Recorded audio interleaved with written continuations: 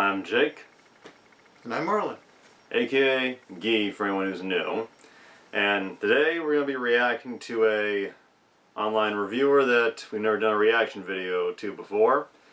Dominic Noble, AKA the Dom for people that go way back. Just a little summarization of who he is, what he does.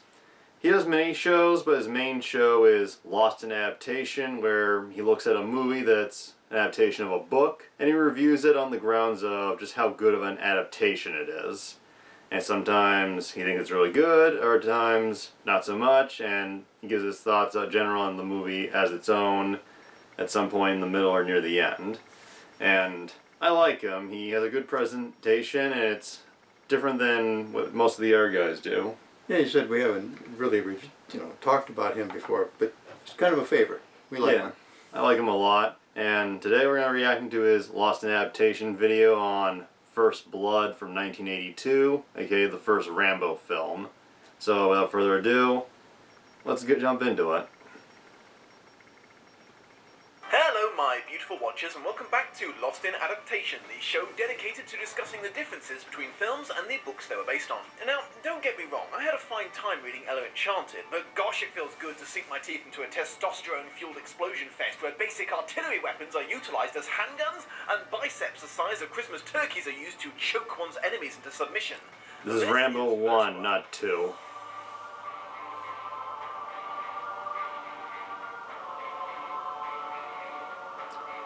People who asked, saw the film, read the book, were unaware of the book until now.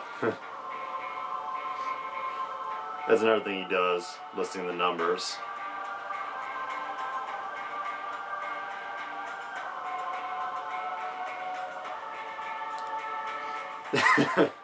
First Blood was published in 1972 by then newbie author David Morrell. Apparently, the inception for the story came when he watched two news articles back to back, one showing footage of a firefight in Vietnam, and the other showing conflicts between rioters and the National Guard in American cities. Realizing that if he'd had the sound off, he might not have realized that the two clips were not of the same battle, he was inspired to write a book about what would happen if a US soldier inadvertently brought a war home with him. Here are my thoughts on said book. Fun fact, Rambo was named after a type of apple that Mrs. Morrell bought her husband while he was writing the book. I just thought I'd share that. I would class First Blood as possibly not for everyone, but I personally enjoyed it immensely. Morrell had apparently been given quite a lot of advice on writing by his friend Philip Klass, aka William Tenn, and I think it resulted in his first novel being remarkably well written and mostly absent of the rookie mistakes made by first-time writers. I can't really go into the details of what I liked about it now without spoiling surprises I want to spring on you later. Suffice to say then that I am a big fan of moral ambiguity if it's utilised in a clever way. It's kind of a shame there weren't any sequels to the book like there were to the film, and definitely never will be for reasons that will become very clear shortly.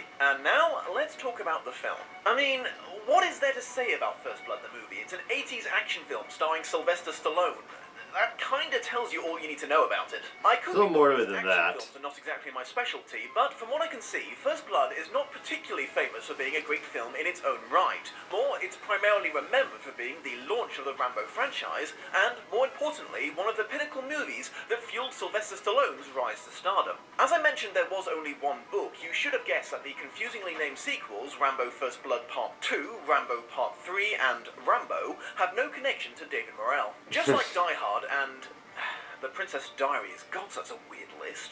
They apparently decided that Rambo was just too fun a character to confine to just one film and started to use him in original screenplays. These days, the name Rambo is pretty much synonymous with wanton destruction and mayhem. The unstoppable war machine that he developed into in later films became the far more definitive version of him than his more let's say, merciful portrayal in the first film. I'm not actually upset about this at all, again, for reasons that will become very clear shortly. There were apparently 10 years and 18 different screenplays involved in the long life of the First Blood film adaptation, along with a huge list of actors considered for the role of Rambo. Delays were apparently partly due to a deepening dislike in the American populace for anything connected to the Vietnam War. As I've mentioned in reviews past, multiple scripts tend to be a very bad sign in regards to any hope that the end result will be accurate to the original book. Well, let's see if that's true here. Let's talk adaptation. Just a quick warning, this is going to be more of a big picture episode. I've had to let some of the details go so that I can talk about the ramifications of the larger changes. What they didn't change. First First Blood is one of many adaptations that can sound quite accurate to the book if you are very selective in regards to how you describe the general plot. For example, Rambo, a Green Beret Vietnam veteran with severe post-traumatic stress disorder, is not long back from the war and has taken to living rough and travelling through the backcountry USA. He attempts to stop by a small town for a meal and a rest, but the local head of police, a older man named Teasel, doesn't want him stinking up the place, so drives him out and dumps him on the road, warning him not to return. Rambo decides to ignore his warnings, resulting in his arrest on semi-trumped-up charges. While being processed, the police accidentally set off a terrible traumatic flashback for Rambo, causing him to panic and fight his way out of the station and go on the run. The police try to track him down using dogs, but are no match for his badass war training and experience in jungle fighting. He takes out a helicopter, a sniper, and everyone following him, though he is wounded several times in the process. Receiving reinforcements from the state police and National Guard, Teasel is forced to try to figure out a new strategy. Colonel Troutman, Rambo's former commander, turns up to help and strongly advises them not to underestimate him. Rambo is eventually cornered by all the men hunting him and has to escape through an abandoned mine. Once he makes it back to daylight, he hijacks a vehicle and returns to town, blowing up a gas station on the way to hinder pursuit. After causing a hell of a lot of property damage, Rambo is eventually surrounded in the town and comes face to face with both Teasel and Colonel Troutman. In the next section, you'll see why everything I just mentioned is somewhat misleading, but for now, let's talk about the details they adhered to from the book. Rambo's insane jump off the cliff face onto the tall trees is in the book and was equally unpleasant for him there. That Rambo had received the Congressional Medal of Honor, the highest award for military service in the US Army. The turning point for Rambo at the bottom of the cliff where he decided to stop running and start fighting, which ended so very badly for his pursuers. There's a few more things scattered around, but the problem is that in each scene that they got something right, it was figuratively surrounded by a dozen things that they changed, so it's hard to count them in this category. So, instead, let's have a look at what they changed. There were two huge changes to the film that, very interestingly, don't affect the overall plot, but radically alter everything about the book's original message and the author's intentions for the characters. The first is how phenomenally different Teasel is as a person. It's worth noting that the book is split almost evenly between him and Rambo as perspective characters. In a commentary about his book, Morell explained that he set out to write a story in which you are left, in its conclusion, unsure who was the hero and who was the villain, or if both leads were the hero and or both the villain by the end. He specifically wanted to avoid writing Teasel as an angry redneck stereotype, a big fish in a small pond policeman who's wary of strangers simply because they are not from these parts. It is therefore both ironic and unfortunate that that is exactly what they made him in the film. As you have almost certainly guessed from this, Teasel was a much more complex character in the book. Don't get me wrong, he was still a massive asshole, but you always knew exactly why he was doing the things he was doing, and he often regretted his part in creating the situation leading up to Rambo's manhunt. He also never attempts to lie about how Rambo had gotten the better of him in the book, fully admitting he had been no match for him in the woods and had run like buggery in a moment of panic. Teasel was probably harder on Rambo than he would have been usually because he was going through a nasty divorce and had recently had a huge fight with his adopted father over nothing. A stupid and unfair reason, I know, but remember, he never intended for things to get so out of hand. He just wanted Rambo out of his town because he was convinced he was going to start causing trouble. Teasel was also a veteran and a war hero in the book, having fought in the Korean War and earning himself the Victoria Cross, which is apparently second only to the Medal of Honor. It's possible that if he'd known that Rambo was a soldier too, he might have gone easier on him, although he does deny this to himself. The other huge change is Rambo's methods for defending himself. In the film, he goes to great pains to make sure that he wounds all the policemen chasing him non-fatally. The only time he does kill anyone, you can see that it was either unintentional or his only option.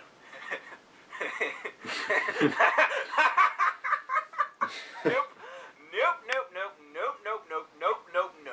In the book, Rambo kills everybody. It starts with the poor bastard trying to shave him in the jailhouse. Rambo takes the razor blade from him and cuts his belly wide open, spilling his guts all over the floor. Then, when the police are stupid enough to stand out in the open at the top of the cliff, he shoots almost all of their dogs and then kills 2 humans, including Orville the dog trainer, who's actually quite important, so I'll come back to him later. He then circles back around the cliff and slaughters all of them but Teasel one by one, either by shooting them as they try to escape or by sneaking up on them and cutting their throats. Teasel only escapes by inches as Rambo chases him for miles, but he manages to slip through a thicket of brambles while Rambo tried to loop around and ended up losing him. Rambo then goes on to kill everyone who crosses his path. The reason he got cornered originally wasn't because he spared a kid, it was because he didn't get to the guy quick enough to kill him with his knife before he fired a shot off. At the end, he uses dynamite that he finds to blow up a large part of the town, including the police station that still had policemen in it. In addition to both characters being kind of equally dickheads, they also contribute equally to the situation escalating like it did. Rambo had far more opportunities to not provoke Teasel in the book. Unlike the film where he only makes it about 30 feet back into town before getting arrested, originally he came all the way back into town twice. The first time Teasel picks him up, he's actually quite polite as well as firm with him. The second time he was just firm with him, and it was only on the third time that he completely lost his temper and arrested him.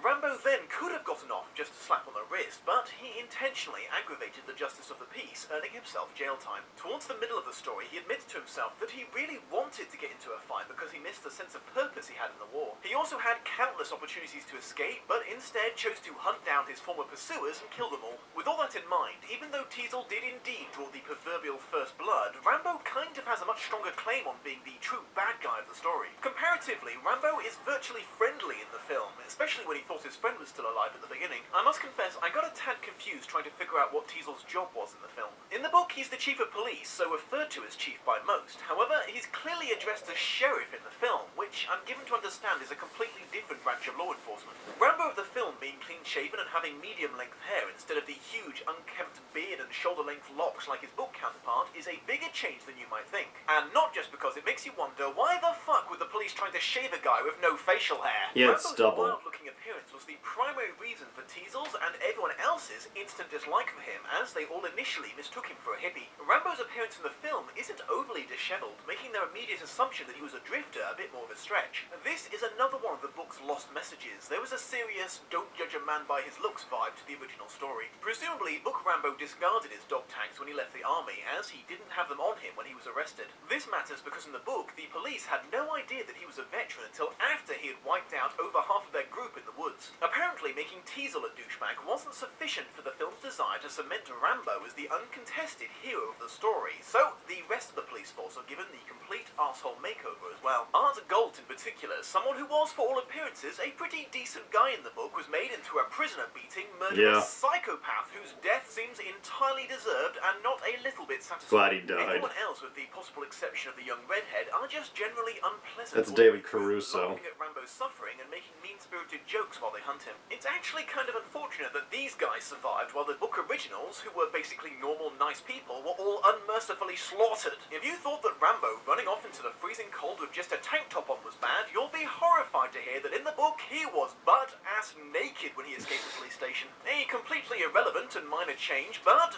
Rambo killed and ate an owl in the book, not a pig. I don't know, I just thought I'd mention it. Colonel Troutman isn't as radically changed as Teasel or Rambo, but he's not all that similar to his book original either. He originally didn't have any sort of personal connection to Rambo, being in command of the Green Beret compound that Rambo was trained in, not his direct commander. In fact, they had never met face-to-face in the book. He made his radio appeal to Rambo to chill the fuck out much later than in the film, and Rambo completely ignores him. I was beginning to think in the film that maybe he was just there to drone on and on about how awesome Rambo is. While the National Guard was a tad inept in their ability to track Rambo in the book, they were made possibly a little insultingly stupid in the film. It's kind of like the entire battalion was made up of rejected members of the Three Stooges. I also believe the location was changed, but I'm hesitant to go into too much detail here because of my track record of misunderstanding American geography. Slightly disappointingly, Rambo never got his hands on anything as big as an M60 in the book. He killed almost all of his victims with a hunting rifle. There is in fact a third major change that does affect the plot in all the ways the other two didn't. It concerns the ending. Now, you remember that I mentioned that there weren't any sequels to the book? Well, that's because at the end of the first one, Rambo is super dead. Yep, Teasel actually managed to get the upper hand in their final duel for just a second and put a bullet in him. He figured out that Rambo would be so used to jungle fighting he would never assume someone would just circle around and walk up behind him on the street. Rambo's extreme reflexes let him return the favor, resulting in them both being mortally wounded. A little bit later, they both dragged themselves to the same spot, convinced that as they started this together, they should end it together. Rambo tries to fire at Teasel and miss so that he would finish him off, but ends up hitting him by accident, so it forced Colonel Troutman to put him out of his misery by blowing the top of his head off with a shotgun. I'm just going to give you a second to process that.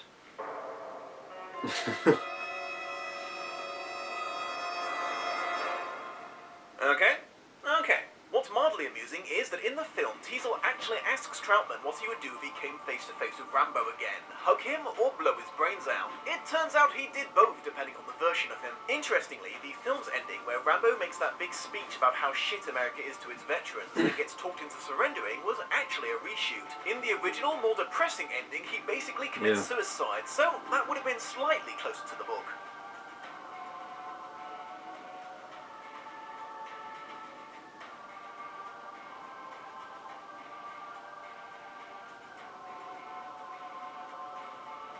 So, yeah, David, we're thinking of making a few minor changes to the, hero. What they left out altogether.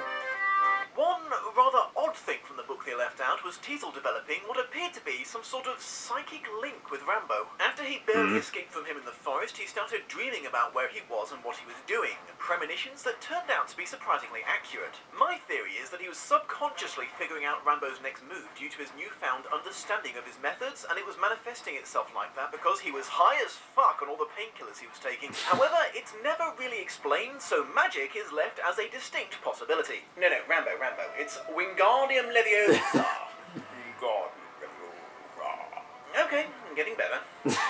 Well, technically, in the film, might as well have not been for all they cut out in regards to him. He was an old-time friend of Teasel's father and adopted him when his friend was killed in a hunting accident. The rather strained father-son relationship they developed over the years was a big factor in shaping who Teasel was. Obviously, Rambo murdering him right in front of Teasel did nothing to endear him to the already pretty pissed-off police chief. Rambo's before-described naked run through the woods only ended when he came across a hillbilly father-son team at an illegal moonshine still. In exchange for him not sticking around and leading the cops right to them, they provide him with clothing and the rifle that he then uses to wipe out the local police force. The film skipped over the part where quite a few people got killed in the woods as scores of heavily armed locals and adventure hunters joined in the manhunt and accidentally started shooting each other. It's homaged slightly in the film with Rambo hiding in the river, but there was a long description of the book of Rambo submerging himself in mud and almost suffocating to death while he waited for the soldiers to pass by. The Don's final thoughts.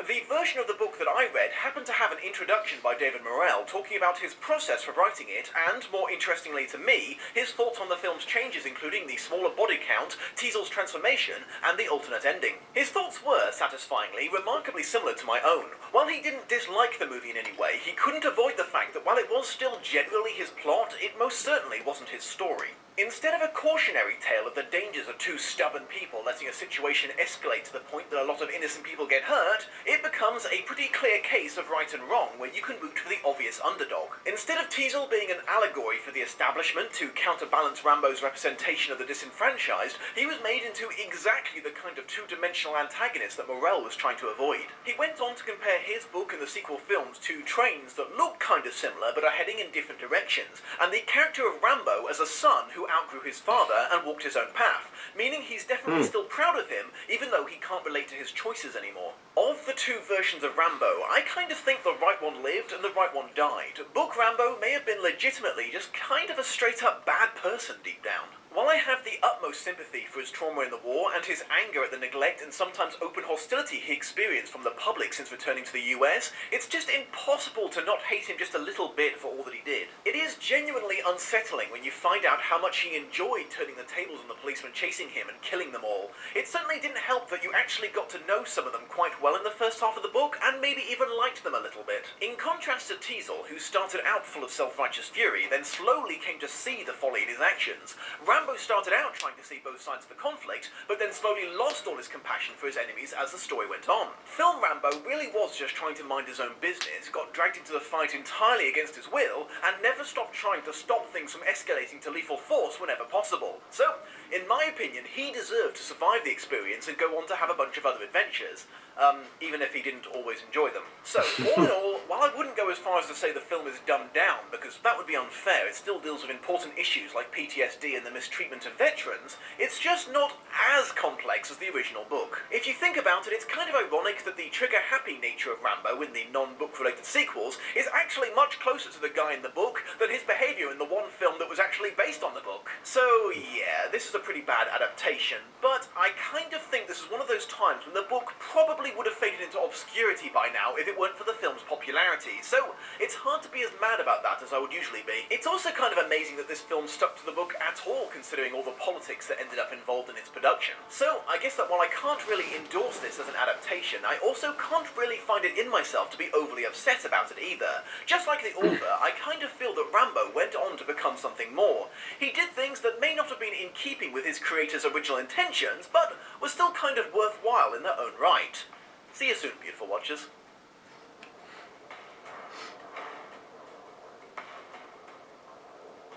Huh.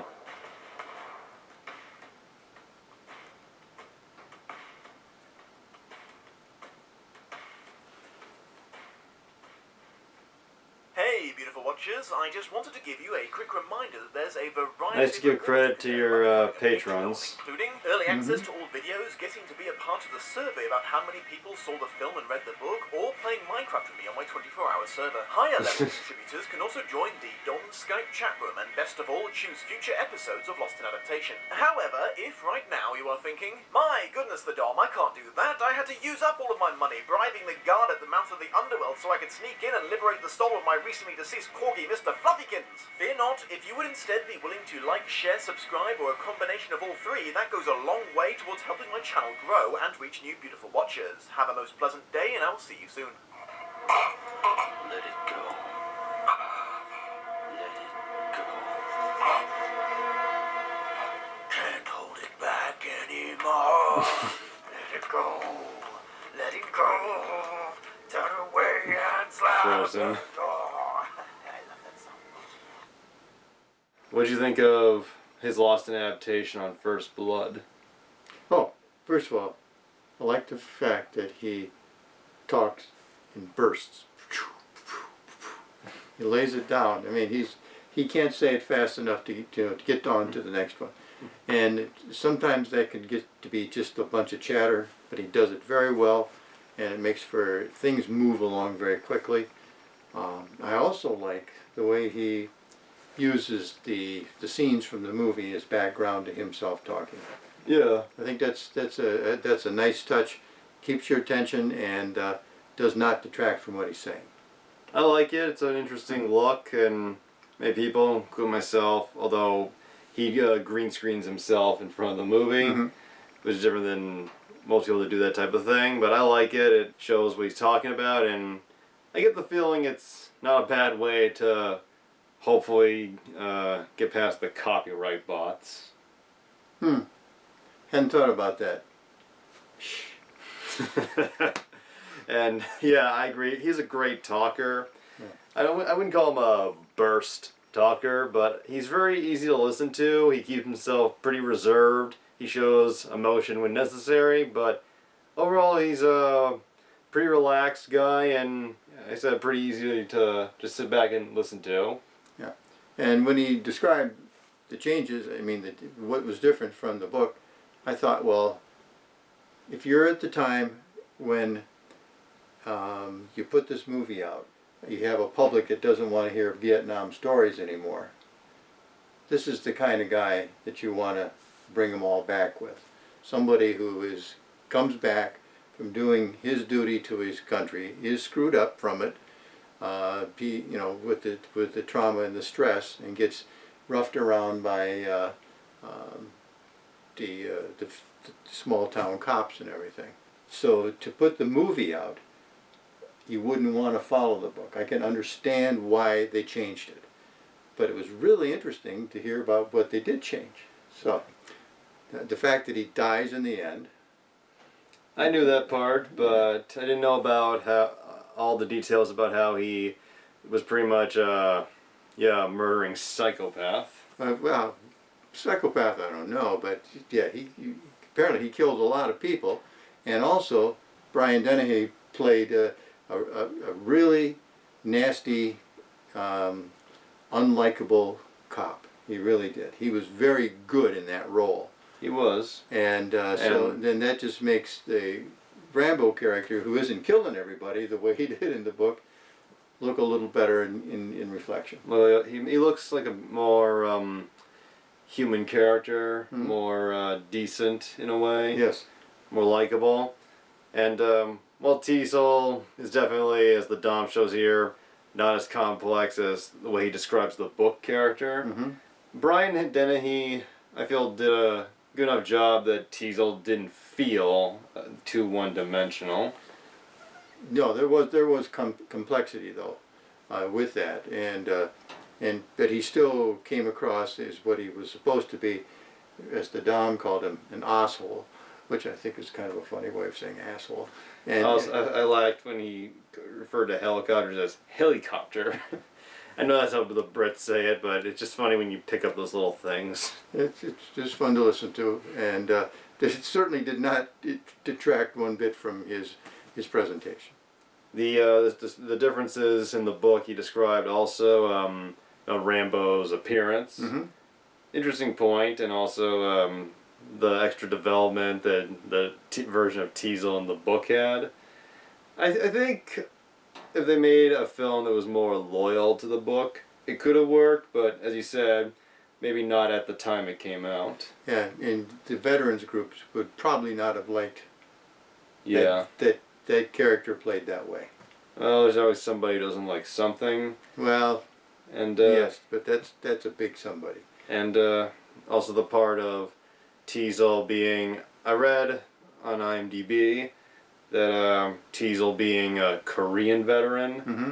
was supposed to be a major factor originally in his resentment for Rambo, a Vietnam veteran, because of Korean veterans feeling like their service was all but forgotten by the Vietnam War and the years following it. Yes, that's true. There was a big deal about the World War I, World War II veterans. Korea followed thereafter very quickly, and it was a stalemate war, and nobody wanted to talk about that. And then pretty soon we got into the Vietnam things, and so their contribution and their sacrifices to the American cause in Korea were overlooked, or they weren't given the same kind of emotional credit. I think maybe they could have included that part about Teasel in the film. Might have added a little more dimension to him. Hmm. And the part where he talks about how it's a Stallone film in the 80s. Talk about the big guns, the biceps. Yes, that is the general description for 80s Stallone films, but I think First Blood is a little bit more serious than the usual 80s fare. That I think it's a bit more than that. Like, when he kept describing it as that, I'm like, are you thinking of the sequels? Yeah, I mean, this was the first Rambo movie, and it was a very sympathetic character. And then, when he became what he became in subsequent movies, just became a brainless action franchise. Although the fourth one, although pretty much 98% action, still was handled more seriously than 2 and 3 did. And I haven't seen the fifth one that came out. Some people didn't like it. Others thought it was just a fun, old school Stallone movie. And the part where he mentions the author giving his thoughts on the film, mm-hmm. what he said about Rambo, kind of the character in the films kind of becoming his own person, like a kid going away from maybe what the father intended. Mm-hmm. I thought that was an interesting way of describing it. Yes, but I also think that people who run the business of making films would say, he dies in the end? What if there's a sequel? What if it's popular? Even if they couldn't tell from seeing the dailies, I love that part where he plays the movie executives who are like, yeah, we want to do some changes. Just a nice, not huge, but nice little parody of the movie system. And I saw the original ending where Rambo did die. Mm-hmm. And I get it kind of looks like they weren't expecting to use it, because it's really not that good. Rambo puts a gun in Colonel Troutman's hand, and he tells him to shoot him. He says he won't, and as he's moving the gun away, Rambo grabs him, causing him to accidentally pull the trigger and he dies. Just, Sounds lame, looks lame. yeah, looked very dumb. And, interesting fact, First Blood was apparently the first non-Rocky film that Stallone made that wasn't a critical or commercial failure. It saved his career pretty much from showing that he could be someone other than Rocky. Although I feel like a lot of people, like, it's a serious film, but I think a lot of people forget that it was deeper than just being a action movie with a lot of shooting. And Stallone, I feel, people like to give him shit as an actor, but he's really good, and he's proven on many occasions, not just in Rocky, that he could be a really good actor, do serious shit, and I feel like he just got typecasted with all the crazy over-the-top action movies, which I love, but I feel like he's really capable of doing a lot more. Well, at least he had two franchises that were his bread and butter for a couple of decades. Yeah. And some people only get one, and some people get none. And but he is not without acting creds. That's for sure.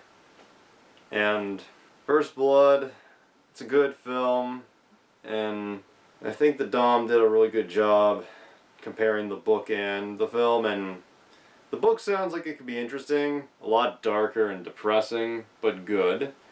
And I love the Dom's style. It's unique, and he's got a very enjoyable, addictive personality to watch, I feel. Yes, good preparation.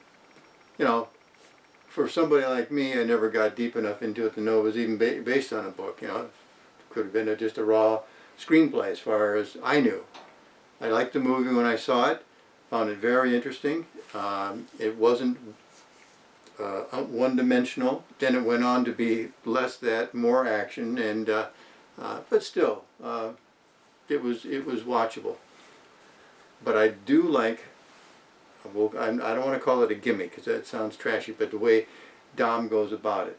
This is the book, and this is what we saw in the film, and talks about the differences and makes comparisons. I like the style, and I like his delivery. I agree almost completely. And if you want to see some unreaction to Lost in Adaptation episodes, some ones that come to mind for me are, the first one I ever saw is look at Dune by David Lynch. And he covered all the Harry Potter films a few years ago, and he went in and out between his Dom persona and this character that's also played by him, Terrence, a wizard from the world of Harry Potter, who made a cameo here, as you saw, Guy. And it was very good, very cool, and he also done some straightforward movie reviews, such as The Benchwarmers with Rob Schneider, and many others. He mentioned his El Enchanted review. That was pretty good, and as of recently, he also did a Clockwork Orange for Lost in Adaptation. Those are some of my recommendations. That's all I have to say right now. Anything you want to wrap up with, Guy? I think I'm pretty well wrapped up. I like the movie. The book sounds interesting, and I liked his presentation. Check him out, and we will see you again soon. Soon.